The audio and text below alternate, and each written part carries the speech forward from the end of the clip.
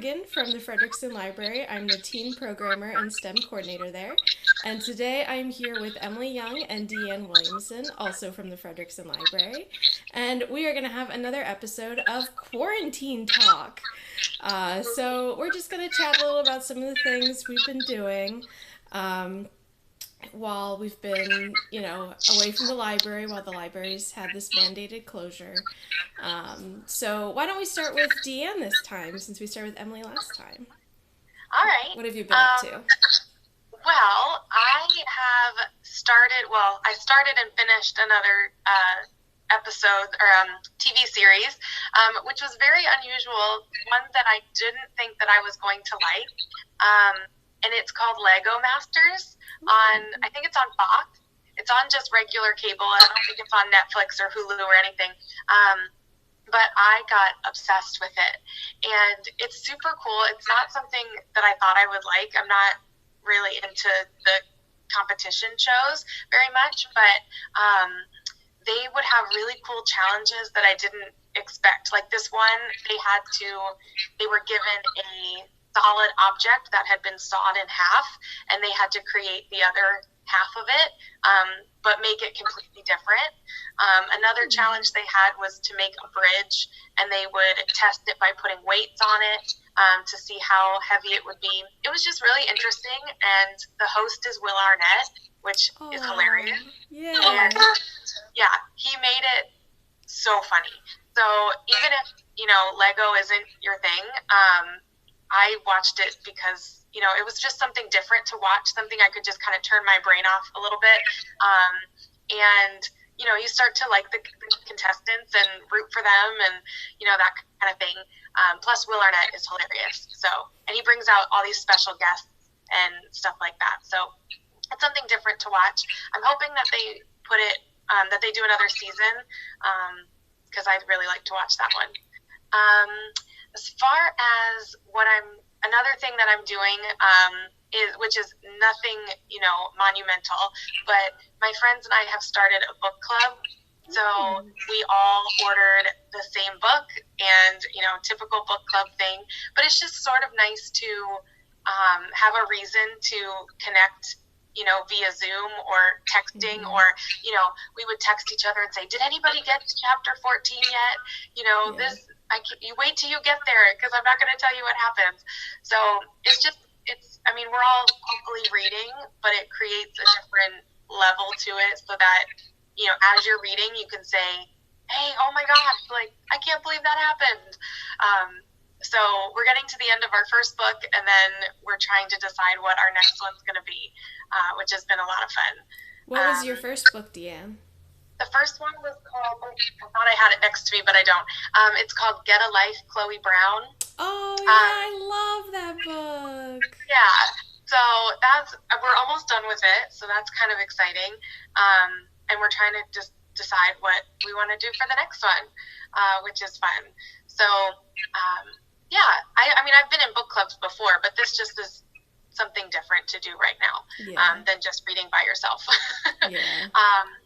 One other thing that it's kind of random, but it's a little bit fun. I know right now that everyone is, there's a lot of people that are missing big events like birthdays and prom or anniversaries or things like that, which is really hard because, those are big things that you look forward to all year. So my roommate had her 30th birthday, and she had these big plans with her family that she was going to do, and obviously we are stuck in the house. So what I did is I found some balloons in the basement and filled them with different fun things to do throughout the day. So, I would tell her, oh, go pop number 2, and it would be something silly like, a dance party or pancakes or something, but it just made the day a little bit more exciting. And she said she liked looking forward to popping the balloon every time. So, it seems a little silly, but it was something fun to do for the day when we couldn't leave or go out or whatever. Yeah.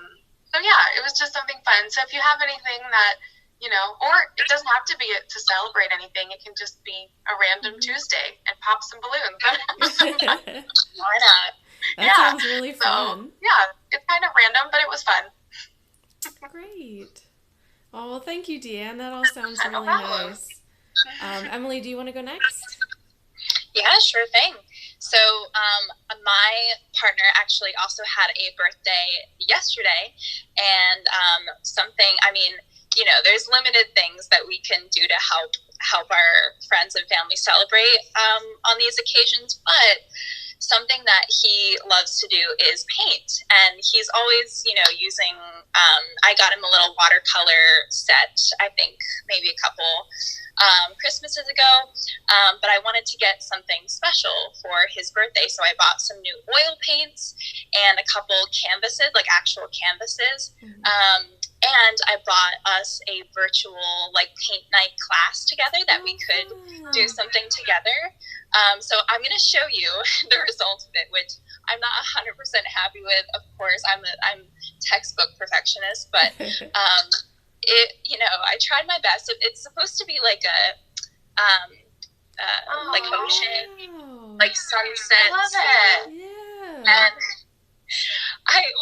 we both the instructor was very patient, and we were both kind of going rogue at different times, because we were just getting frustrated and being like, you know, oh, I totally ruined the sand, and you know, I just like added random colors that I wasn't supposed to. So it looks very different from the original. Oh, we wouldn't know that. But it was lots of fun, and you know, I think he appreciated it.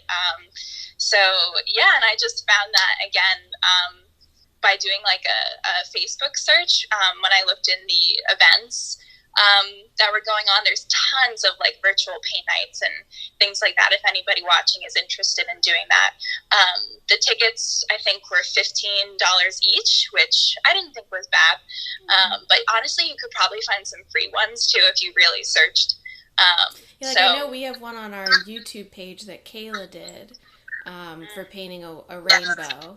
Oh yes, of course, yeah. Yeah, so you know, if you don't want to find like a synchronized one where you're doing it with the instructor, that might be a good free option for you.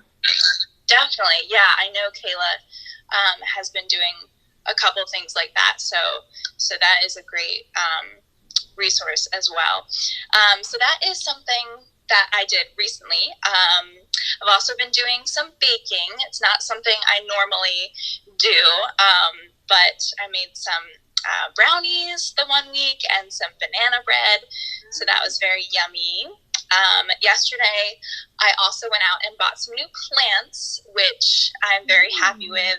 I felt like, you know, since we're confined to our living spaces now, I just wanted to brighten the space up a bit. So I got a very large, here, I'll show you the picture of what it looks like. It's a Majesty palm.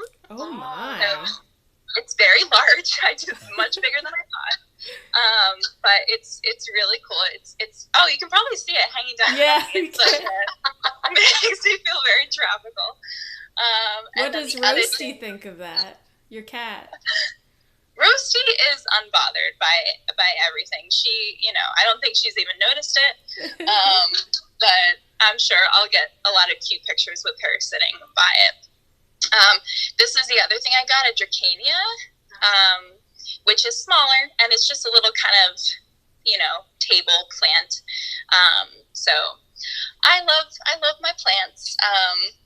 So that's something else. And then a big thing I wanted to make sure everybody knew about that was available is, I know the last time we talked a little bit about the Hamilton thing, which I think ended up not happening, right? It was a rumor that was started, and then I kind of like had feelings about it because Lin-Manuel was not tweeting about it. And then it turned out to be a rumor. But he did tweet that he wants to make that happen, because everyone was excited about it. So that would be so fun. Fingers crossed. Yeah. And I feel like when Lin-Manuel wants to make something happen, it happens, because he's just that kind of a person. Magical. So that's true. But something I've been doing every single weekend is going onto YouTube and Andrew Lloyd Webber is making several of his musicals available to watch for free on YouTube for a limited time. I think they're each up for 48 hours. So I've already seen Jesus Christ Superstar and Phantom of the Opera. I watched Phantom last week. It was so good. I know. Oh my gosh. And then of course I was listening to the soundtrack for days after, because it just it's so haunting and stays with you. And then I just looked before we started this call, and it looks like a show called Love Never Dies is next, but I've never heard of that or seen that. Oh, that sounds really familiar. Isn't that the sequel to Phantom?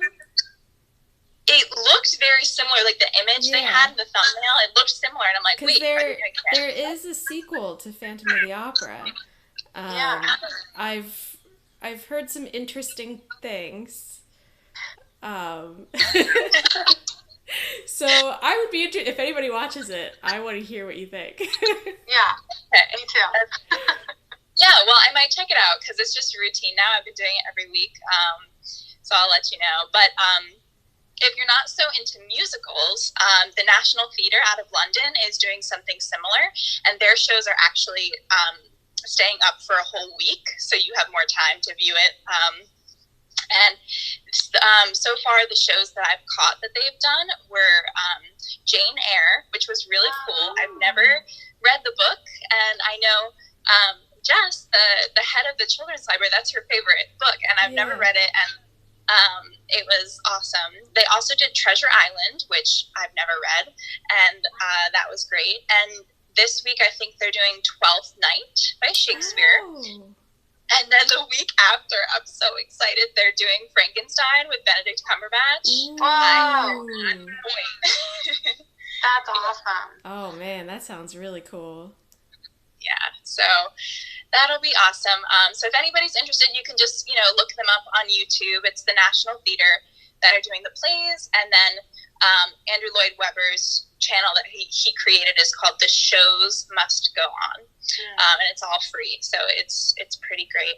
And then one last thing I wanted to mention, because this is a teen talk, and I know a lot of folks, I'm sure, use social media. Something that I've been doing to fill my time is actually decluttering my Instagram account, because I realized all of a sudden that I was following it's embarrassing, like over 7,000 accounts, and I'm I don't know who these people, most of these people are. Obviously, I don't have even close to that many friends. So I've been going through it and clearing house, virtual spring cleaning, and it's been really refreshing. And I've already knocked it down almost 200, so I'm going slowly but steadily. Yeah. So it feels really good, and I feel like it's making more room for accounts that I do care about and actually want to follow, including people who I actually know. So that's something I've a great idea. Yeah. Wonderful. All right, so my first thing is the Bon Appetit Test Kitchen.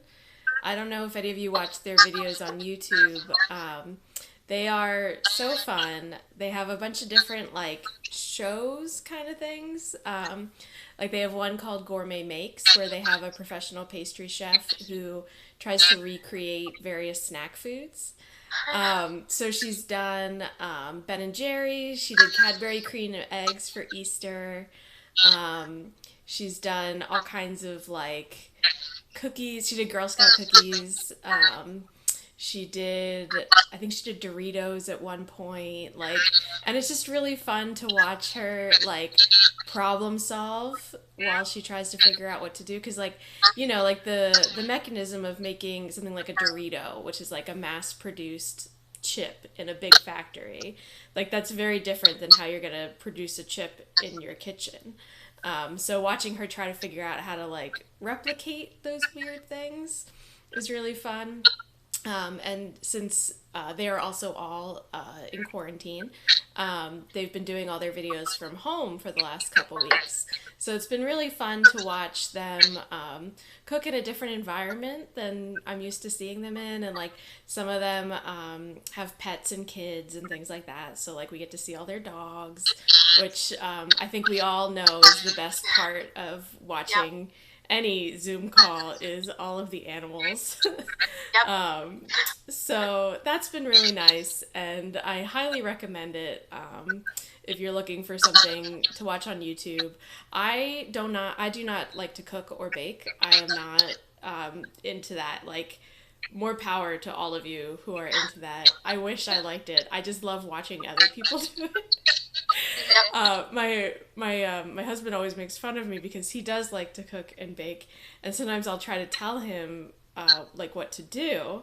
It's like, you never cook, like you shouldn't know how to do any of this. It's like, yes, but I've watched all of the Bon I, Appetit Test Kitchen yeah, YouTube channel. I'm an expert. Yep. So it's like, I don't actually know how to do it, but like I've heard how to do it. So that's been a really nice thing. My next thing is I have been looking through books that I liked when I was in high school. Um, so I have, I usually do ebooks. Most of my books are ebooks. So like right now, like in terms of what I'm reading, I'm still just getting all my ebooks from Libby. I'm good. Nothing's really changed there for me. But while I've been, stuck at home, I've been looking through my shelves and just kind of seeing what I have. And most of what I have is stuff that I loved in high school before I got an e-reader. So it's been fun to kind of look back at some of those. So I just pulled 3 of my favorites that I thought I'd recommend to you guys if you're looking for something maybe a little bit older but still really great. So the first one I brought is Sabriel by Garth Nix. And this is a fantasy book. It is, there's a trilogy, there's magic, there's kind of like these like zombie things. It feels at times very British, which is fun. And yeah, they're just really, really fun books. Sabriel and Lyriel are the first 2. And I believe there's a couple others, like shorter ones that have come out. The next one is another trilogy by Philip Pullman. This is the second, The Subtle Knife. This is His Dark Materials trilogy. So some of you might have watched the HBO show that came out last year, where they took the first book and made that into a TV show. There was also a not very good movie that came out, I guess a decade ago.